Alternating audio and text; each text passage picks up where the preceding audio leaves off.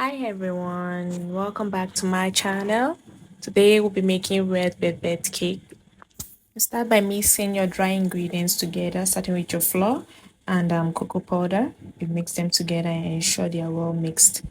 Then next you take your egg and you add in your flavor into it. Then you whisk together and set aside.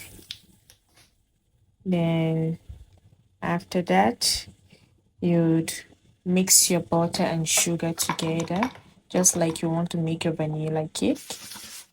Then you add in your already whisked egg and flavor and mix them together. Ensure they are well incorporated.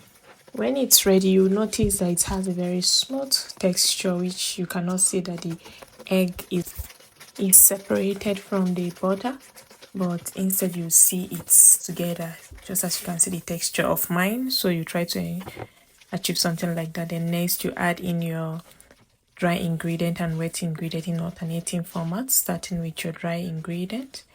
Add in your flour, then you mix. Then you add in your buttermilk and mix. You stir and ensure they are mixed together. Then you come in with your other portion of flour and add and repeat same process till both your wet and dry ingredients are exhausted, irrespective of the quantity you are making. It's the same process. The buttermilk would actually make your cake to have a very soft and moist texture. So even when you are making vanilla, you can incorporate it into it. So you would notice that when you are done, it's having kind of a brown color. That's because of the cocoa powder you added to it, because this is red velvet.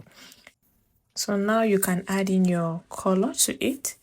It should be the red velvet color. It's actually red in color, just like the name red velvet. Then you mix, ensure it's well incorporated in your batter. Then after now your vinegar and baking soda come in to play. So you add in your baking soda and vinegar. So those are the last ingredients to add before you transfer your batter into your already prepared pans ready to be baked. Once you scoop them into the baking pan, which is lined with baking sheets to prevent them from sticking to your pan, then you bake for some minutes and your red velvet cake is ready. Thank you for watching.